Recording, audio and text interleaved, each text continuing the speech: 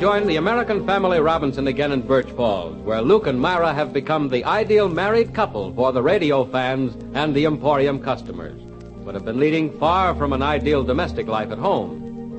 Then professional duties have steadily encroached on the Robinsons' private life until they no longer have any time for each other. When they discovered that Gus Poppelmeyer had planted a dictaphone in their parlor to secure evidence against the perfect couple, Luke and Myra were forced to keep up the act even at home. The situation finally becomes too unbearable for Luke, whose last shred of resistance breaks when Myra tells him she no longer has any time even to mend a pair of his socks. Having left a note with Windy and commissioned him to break the news to Myra, Luke leaves Birch Falls to find, as he tells Windy, a private life. We find him now boarding the train in Birch Falls. Let's listen. No seats in this car, mister. Better try the smoker. Oh, thank you. Is the smoker up ahead or in back? The next car back. Thank you.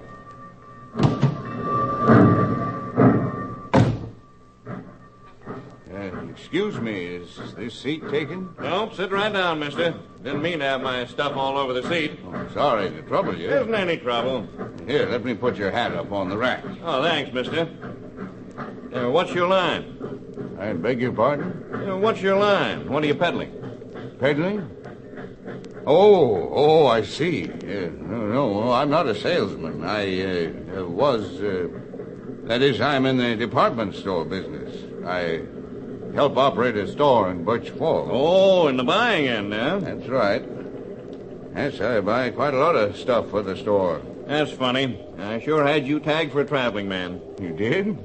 Why? Well, sometimes when I see a man standing kind of lonely on a station platform, no friends or relatives around saying goodbye, I pretty near always spot him for a night of the road like myself.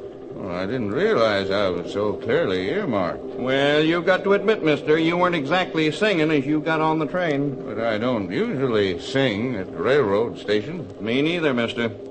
The only time I feel like it is when I'm getting close to home again. You home fellas don't appreciate what you got. I know what I got, all right. Oh, you don't say. Well, everybody's got his troubles. Live and let live is my motto. Say, I haven't introduced myself. My name is Hawthorne. Here's my card. Oh, thank you, Mr. Hawthorne. My name is Robinson, Luke Robinson. Pleased to meet you. Oh, I see. Wholesale toys, eh? Well, now, that sounds like a pleasant life. Traveling around the country, distributing things that bring pleasure to little children. Yeah, that pleasure to little children is all right. It's the traveling that gets me down. Oh, that's funny.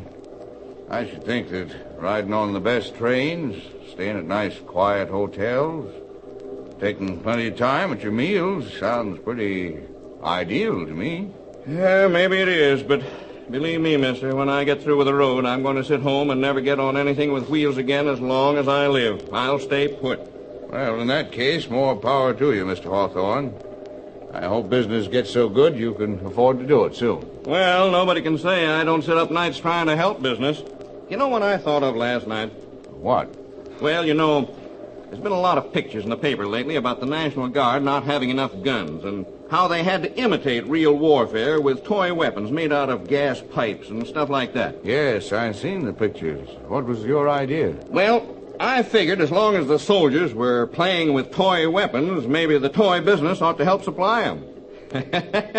Yeah, you get what I mean? Yes, I see your point. But somehow or other, Mr. Hawthorne, I don't think that situation is so very funny. You're darn tootin' it isn't, mister. But one thing this Army situation ought to get credit for is bringing everybody face to face with the cold facts. That's right, and it ought to remind the country of something more specific. That it's only business and industry that can provide soldiers and sailors with the proper equipment. Sure, that's what I say.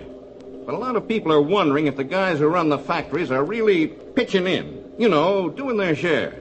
What do you think about that? Well, it isn't a matter of what I think. I don't want to sound too egotistical about it, but it's a matter of what I know. All right, then. What do you know? Well, in the first place, over 100 manufacturers, some of the best brains that industry can supply, are now serving the government without pay in the National Defense Advisory Commission. Yeah, that's right. I forgot about that. And those men are on the job night and day, building for defense. Then again, the most representative group in industry, the National Association of Manufacturers, is making a survey of industrial facilities, not only to aid the Army and Navy, but also to protect consumers, to make sure they get an even break. And come to think of it, there's another thing, too. Lots of companies have gone ahead with expansion to make guns and stuff like that, in spite of not knowing where they stood concerning taxes and income. Yes, well, only recently I remember the Navy Department praised a manufacturer who'd gone ahead on his own hook to build 17,000 airplane engines before any contract was even signed. Well, I've got to admit that things like that prove the good faith of industry and its willingness to cooperate. Yes, and it also shows that the right kind of national defense is not going to be achieved by dickering and backbiting. It's a matter of cooperation. You said it. Everybody working together can do the job, and that's the only way it's going to be done. Say, you know what the president of my toy company wrote to the government the other day? What? Well, of course, it isn't a very big company, but last year we bought up a pretty big supply of a special kind of alloy. Well, the president of the company, he wrote the government and said if they need it for airplanes, they can have it.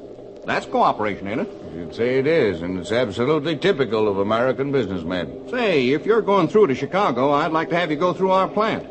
Ever been through a toy factory? No. Yes, I'd like to do that. But, well, I don't think I'm going as far as Chicago. Oh, getting off before that, huh? Well, to tell you the truth, I don't really know where I'm going to get off. Huh? What, you mean you're just riding on the train? You don't even know where you're going? I don't know where I'm going, Mr. Hawthorne, but I'm on my way.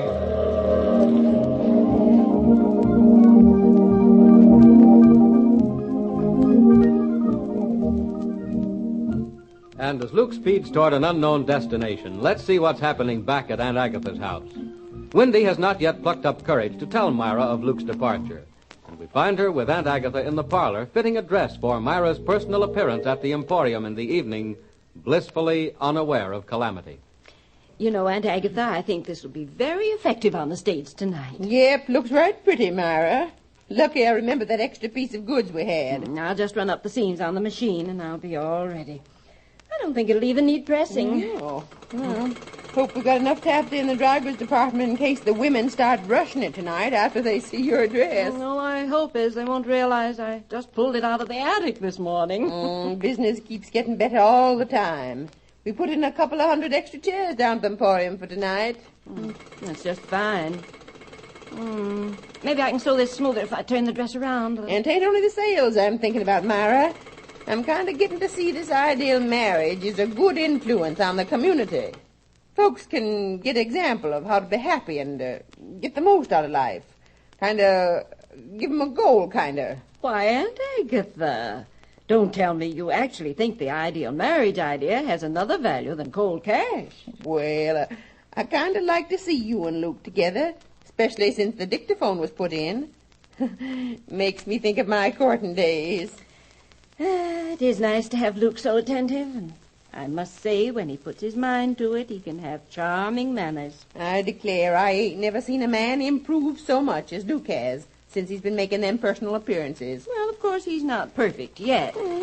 He occasionally shows signs of backsliding, but thank goodness he always pulls himself together when he remembers Gus Poppelmeyer's dictaphone. You know, Myra, I've been thinking that having to be so polite now will kind of get Luke in the habit of being thoughtful and gentlemanly. Myra, there's something I've been meaning... Oh, hello, Wendy. And you could profit from a good example as well as Luke. Wendy, I should think a bachelor like you would begin to fall for the ideal marriage, too. What do you mean? Myra, there's a certain little matter that Say, Myra, I just thought. Yeah? That old tortoiseshell brooch will go awful pretty on that dress. Why, I believe you're right, Aunt Agatha. It'll give it just the right accent. There, now. How do you like it, Wendy? It's all right, I guess. But... All right. Is that the best you can do after all the work I've put on it? Why, it's for the personal appearance tonight. Oh, it's fine. But I was going to say... Oh, don't pay no attention to him, Myra. Men don't know nothing about clothes anyway. But I do like it, Myra. It's just that, Well, either sit down or go away, Wendy. Stop edging round. We're busy. I'm not edging around. Now, I just Agatha, want do you to- think the neck's going to be too low? Maybe a little extreme for Now, tonight? let me see now. Hold it up. Oh. No, I don't think so. Now, I- what's the matter with you, Wendy? Got a cold? Wendy, will you go and call Luke? It's almost time to leave for the Emporium. Oh, call Luke in? Yeah, just hurry him along. Aunt Agatha, hand me that needle. I'll just give this a little tack here and be on the safe side. Here you are, Myra. Thanks. Well, Wendy, ain't you going to call Luke? Well, I would only, well, you see... What's the matter with you, Wendy? Ain't you feeling well? Well, to tell you the truth, I have felt better. Oh, never mind. I'll call him. Luke! Oh, Luke, dear. Time to get ready for the Emporium. Hurry up, dear. Please don't be inconsiderate. I'm coming upstairs right away, and I want you to be shaved and out of the bathroom. Myra, this is a little embarrassing for me, Oh, but... now what is it, Windy? Can't you see I'm in a hurry? I declare, Wendy, you look like a horse with the colic. What's eating Oh, you? Luke! Luke, dear, answer me. Myra, listen, there ain't going to be no Luke tonight. No, Luke. Oh, don't be absurd, Windy. What do you mean? And I mean, he ain't here. He's gone. Oh, stop mumbling and talk some sense, Wendy. I mean, he skipped, he's vamoosed, flew the coop. Luke's gone away. But where? Why? Here, you can read it. He left you this note. But what's it say?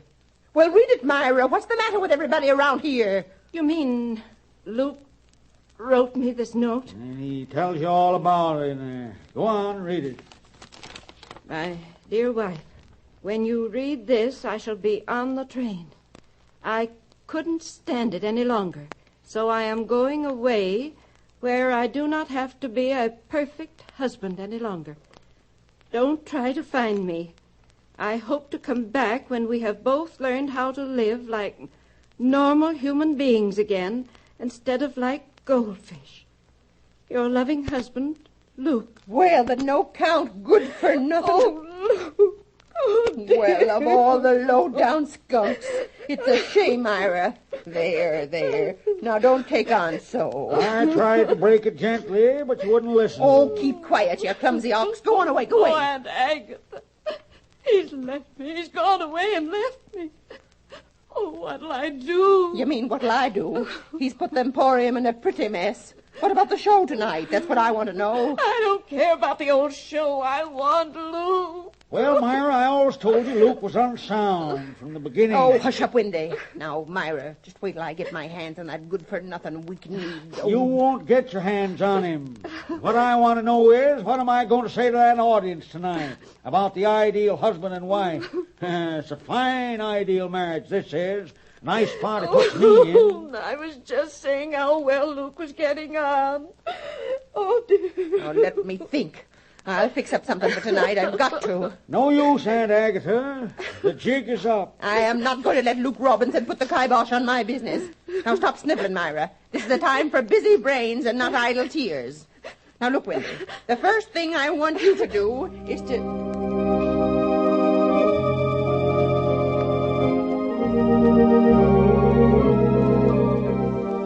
It's going to take a lot of brain work on Aunt Agatha's part to solve this problem. What fan audience will accept an ideal couple with one half missing? And what of the missing half, Luke? Will he regret this desperate step? Where will he go? What will happen? Listen to our next program, and until then, goodbye. The American Family Robinson, which is broadcast regularly over this station, is written by Marjorie Bartlett and Douglas Silver and presented by the National Industrial Council.